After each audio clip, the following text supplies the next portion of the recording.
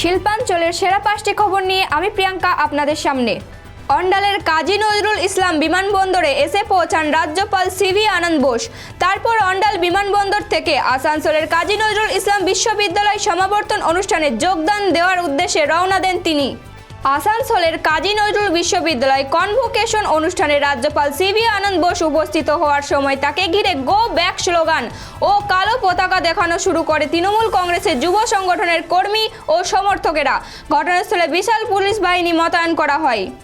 রানীগঞ্জের খাটুশ্যাম মন্দিরে পুজো দিলেন প্রাক্তন বিধায়ক তথা বিজেপি নেতা জিতেন্দ্র তেওয়ারি।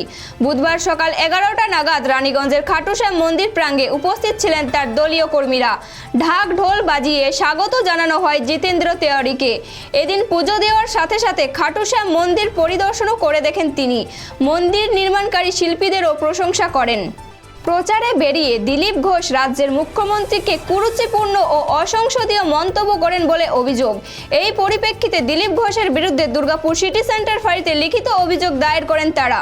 বুধবার জাতীয় সড়ক 19 নম্বরে হঠাৎ একটি গ্যাস ট্যাঙ্কারে আগুন লাগার ঘটনায় এলাকায় চাঞ্চল্য ছড়িয়ে পড়ে। স্থানীয় সূত্রে জানা যায়, নিয়ন্ত্রণ হারিয়ে দুর্ঘটনাটি ঘটে। ঘটনাস্থলে পৌঁছান পুলিশ ও দমকলের একটি ইঞ্জিন এবং আগুন নিয়ন্ত্রণে আনে। শিল্পাঞ্চলের সেরা 5টি খবর এখনকার মতো এ পর্যন্তই। পরবর্তী খবরের জন্য চোখ রাখুন খবর বাংলার স্ক্রিনে। খবর বাংলা, খবরের খবরদারি।